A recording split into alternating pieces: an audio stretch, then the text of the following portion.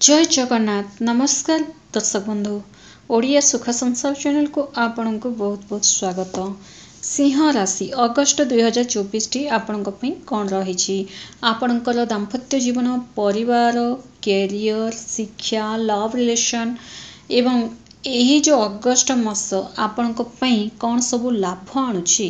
आपण राशि अधिपति होचनी सूर्यदेव। सूर्यदेव स्थिति अनुसार केते परिमाण रे आपण भाग्यटा साथ दउची सबकि मुझे जनइबी यही वीडियो माध्यम भिडियोटी आरंभ करने आगु श्रावण मास वर्तमान चली फ्रेंड्स, श्रद्धार सह हर हर महादेव निश्चय लिखंतु। गोटे कथा मन रखंतु, हर हर महादेव लिखुचंती सेतेबेले आपणक मन प्रसन्नर सह लिखंतु एवं ता सह पार्टी उच्चारण मध्य करंतु। कारण जेतिकी आपण महादेवंक नाम जपिबे, महादेवंक स्मरण करिवे एही श्रावण मासरे सेतिकी पुण्य आपण प्राप्ति करिवे। आपणकर बिगड़ी जाइथिला काम मध्य बनिबाको लागिवो। सिंह राशि राशि अधिपति होचंती सूर्यदेव। सूर्यदेव रहिचंती 12तम घरे, किंतु 16 अगस्त को राशि परिवर्तन करी आपणकर लग्न रे आसी विराजमान हेबे सूर्यदेव। आपणकर सप्तम घर रहिचंती शनिदेव, लग्न रे वर्तमान रहिचंती बुध शुक्र, अष्टम घर रहिबे राहु, दशम घर रहिचंती मंगल, गुरु एक साथी। सर्वप्रथम आम जाना आपणकर कैरियर विषय। आपणकर भाग्याधिपति होचनी मंगल। मंगलंकर स्थिति भल रही, भाग्यरा भल रहिबो। मंगलंकर दृष्टि चतुर्थ घरे पड़िबा, किछि घर निर्माण काम आरंभ करि पारंती किंबा परिवार पई किछि साहाय्य मध्य करबा को लागिबे एही अगस्त मासरे एवं शुभ कार्य आपणकर हेबो। ता सह गाड़ी वाहन जदि किछि किनिबा को चाहुचंती, जागा जमी प्रॉपर्टी जदि किछि किनिबा को चाहुचंती, एही अगस्त मासटी आपणक पई शुभ परिणाम मिलिबो। ता सह किछि संपत्ति को नै जदि घरे सबले वाद विवाद लागि रहउची, घर परिवार लोकन को एकाठी करी किछि मीटिंग जदि करबा को चाहुचंती, तो भाग्य मध्य आपणकर संपूर्ण रूपे साथ देबो। बहुत बढ़िया रहिछि आपणक पई। भाई भौणीकर सपोर्ट मध्य मिलिबा को लागिबो आपणक पई। आसंतु वर्तमान जानिबा कैरियर विषय। शुक्र देव होचंती आपणकर कार्यक्षेत्र अधिपति। शुक्र लग्न रहिचंती, काम आसीबो आपणक पाखकू एवं ता सह आपणकर दरमा मध्य बढ़िबो। काम रे आपण गुडे अलगा प्रकार टैलेंट, निजर विद्या, निजर इंटेलिजेंट आपण देखेबा को लागिबे एवं ता सह किछि ना किछि आपणको से काम रे कमी मध्य लागिबो। केमितिका कमी आपणको लागिबो कि मो ए काम करिबिनी,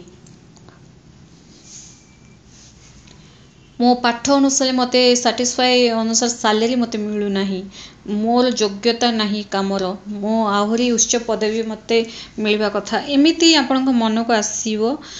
तापर भी 16 अगस्त परे आपण काम रे परफेक्ट हेबे। काहे कि आपन मन को एपरी नेगेटिव थॉट्स आसीबो ना, सूर्यदेव 12तम घरे रहिबा सब किछि भल थिले मध्य कोट ना कोडी कमी लागि ही रही थाए एवं जातकर 12तम घर शुभ न थाए। तेणु सूर्य जो पर्यंत 12तम घरे अच्छंती, कौनसी भी डिसीजन नहीं जातु नाही काम कार्य मामला रे। जेतिकी सैलरी पाउचंती एवं जहाँ भी आपन को फैसिलिटीज मिलुची सेथि आपन संतुष्ट हुअन्तु। तापर आपे आपे जेबे 16 अगस्त हेजिवो आपन का मन बधा बदलिबा को लागिवो। जदि 16 अगस्त परे आपन को पई किछि नुआ कामर ऑफर आछि तो हाथ छड़ा मध्य करंतु नाही।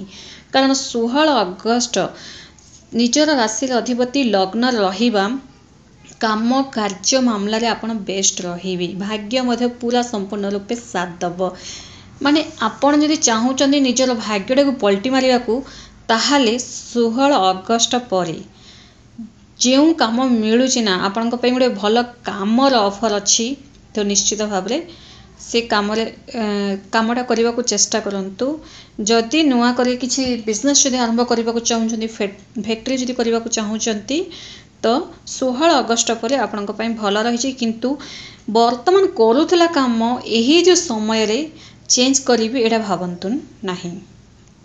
जदि आपण किछि घर भड़ा देइचंती, दुकान को भड़ा को देइचंती, तो आपण जो प्रत्येक मासरे टिके डिले होतला, आपण को जो घर भड़ा मिल नतला ताहा मध्य मिलिबा को लागिवो एही अगस्त मासरे। स्वास्थ्य विषय जानिबा। स्वास्थ्य 16 अगस्त को सूर्य लग्न आसीबे 16 ଅଗଷ୍ଟ ଯାଏଁ ଟିକେ ସତର୍କ। ଆପଣଙ୍କୁ ଡାଇଜେସନ୍ ଜନିତ ସମସ୍ୟା, ପେଟ ଜନିତ ସମସ୍ୟା କିମ୍ବା ଏସିଡ଼ିଟି ଜନିତ ସମସ୍ୟା ମଧ୍ୟ ଦେଖାଦେଇପାରେ। 16 ଅଗଷ୍ଟ ପରେ ଆପଣଙ୍କ ପାଇଁ ଭଲ ରହିବ। ଯେମିତି ଟିକେ ଆଗରୁ କହିଲି, ନିଜର ରାଶିର ଅଧିପତି 12ତମ ଘରେ ରହିବା ଶୁଭ ନଥାଏ। ଆସନ୍ତୁ ବର୍ତ୍ତମାନ ଆମେ ଜାଣିବା ଶିକ୍ଷା ବିଷୟରେ। ଆପଣଙ୍କର ପଞ୍ଚମେଶ୍ୱର ହେଉଛନ୍ତି ଗୁରୁଦେବ। ଗୁରୁଦେବ କେନ୍ଦ୍ରରେ ମଙ୍ଗଳଙ୍କ ସହ ରହିଛନ୍ତି। ପଢ଼ାରେ ଆପଣଙ୍କର ଭଲ ରହିବ।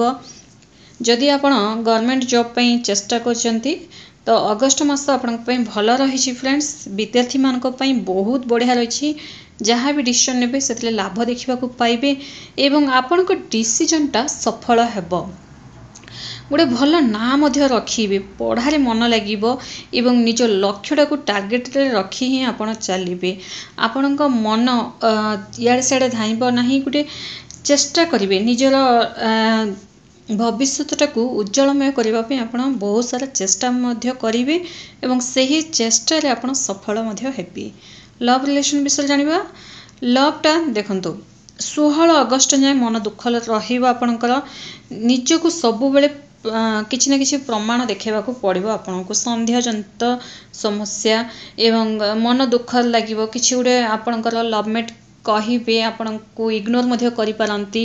ତ ଆପଣ କେଉଁ ସମୟରେ କ'ଣ କରୁଥିଲେ, କ'ଣ ନାହିଁ, କେଉଁଠି ଅଛନ୍ତି, ମାନେ ଟିକି ନିକି ପ୍ରମାଣ ଆପଣଙ୍କୁ ଦେବାକୁ ମଧ୍ୟ ପଡ଼ିପାରେ। ଗୋଟେ କଥା ଜାଣି ରଖନ୍ତୁ, ଯେଉଁଠି କାନ୍ଦିବାକୁ ପଡ଼ିଥାଏ, ଯେଉଁଠି ବାରମ୍ବାର ପ୍ରମାଣ ଦେଖିବାକୁ ପଡ଼ିଥାଏ ନା, ସେ ଜାଗାଟାକୁ ହିଁ ଭୁଲି ଯାଆନ୍ତୁ। କାରଣ ସେଇଟା କେଉଁଠି ନା କେଉଁଠି ଟକ୍ସିକ୍ ରିଲେସନସିପ୍ ହୋଇଥାଏ। ଯେଉଁଟାକି ଆପଣ ଏମିତି ଯଦି ସିଚୁଏସନ୍ ଆପଣଙ୍କର ଲଭ୍ ରିଲେସନ୍ରେ ଆସେ ନା ଫ୍ରେଣ୍ଡସ୍, ତ ସାଇଡ଼୍ ହେଇଯିବାଟା ହିଁ ଭଲ। ନିଜର କ୍ୟାରିୟର ପ୍ରତି ଫୋକସ୍ କରନ୍ତୁ। ଯଦି ନାହିଁ ଆପଣଙ୍କ ରିଲେସନସିପ୍ଟା ବଢ଼ିଆ ଚାଲିଛି ତ କିଛି କଥା ନାହିଁ, ତଥାପି କେଉଁଠି ନା କେଉଁଠି 16 ଅଗଷ୍ଟ ଯାଏଁ ଆପଣଙ୍କର ମନ ଦୁଃଖ ଲାଗିବ କିଛି ଗୋଟେ କଥାକୁ ନେଇ। ଆପଣଙ୍କର କିଛି ଗୋଟେ କଥାକୁ ସେ ଇମ୍ପୋର୍ଟାନ୍ସ ମଧ୍ୟ ଦେଇ ନ ପାରନ୍ତି।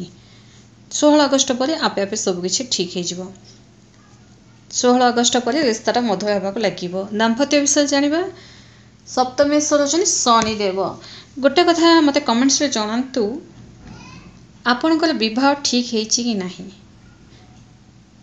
ଏବଂ ତା ସହ ଶନିଦେବ ସପ୍ତମ ଘରେ ଥିବା ଆପଣଙ୍କ ଦାମ୍ପତ୍ୟ ଜୀବନରେ ଯାହା ବି ଗଡ଼ବଡ଼ ଚାଲୁଥିଲା ସେଥିରେ ମଧ୍ୟ କିଛି ସୁଧାର ଆସିଛି କି ନାହିଁ।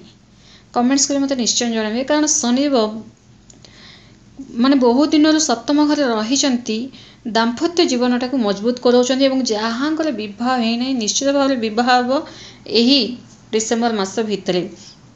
କାରଣ ଶନିଦେବ 2025କୁ ରାଶି ପରିବର୍ତ୍ତନ କରିଯିବେ। ତ ତାରି ଆଗରୁ ଯେଉଁ ଘରେ ରହିଛନ୍ତି ସେ ଶୁଭ ଫଳ ହିଁ ପ୍ରଦାନ କରିବେ ଏବଂ ନିଜର ଦାମ୍ପତ୍ୟ ଜୀବନର ଆର୍ଥିକ ସ୍ଥିତିଟାକୁ ମଜବୁତ କରାଇବେ। ଯଦି ଦୁଇ ଦାମ୍ପତ୍ୟ ପ୍ଲାନ୍ କରିଛନ୍ତି କିଛି ଗୋଟେ, କିନ୍ତୁ କେଉଁଠି ନା କେଉଁଠି ଟଙ୍କା ପଇସାର କମି ଯୋଗୁଁ ବାହାରକୁ ବୁଲାବୁଲି କରିପାରୁନାହାନ୍ତି, ସବୁବେଳେ ଗୋଟେ ଆର୍ଥିକ ସମସ୍ୟାଟା ଆପଣଙ୍କୁ ଲାଗି ରହୁଛି। ଛୁଆମାନଙ୍କର ପାଠପଢ଼ାକୁ ନେଇ ମଧ୍ୟ, ଆଡ଼ମିସନ୍ ଫିସ୍କୁ ନେଇ ମଧ୍ୟ ଯାହା ବି ଟେନସନ୍ ଚାଲିଥିଲା, କିନ୍ତୁ ସପ୍ତମ ଘରେ ଶନିଦେବ ଆସିବା ଯୋଗୁଁ ଆର୍ଥିକ ସ୍ଥିତି ନିଶ୍ଚିତ ଭାବରେ ମଜବୁତ ହେଇଥିବ। ତା ସହ ଆପଣଙ୍କର ଦାମ୍ପତ୍ୟଙ୍କର କ୍ୟାରିୟରରେ ଟିକେ ଉନ୍ନତି ମଧ୍ୟ ହେଇଥିବ, ଏହା ସତ୍ୟ ଅଟେ। ଦୁଇ ଦାମ୍ପତ୍ୟଙ୍କ ଭିତରେ ପ୍ରେମ ମଧ୍ୟ ବଢ଼ିବ।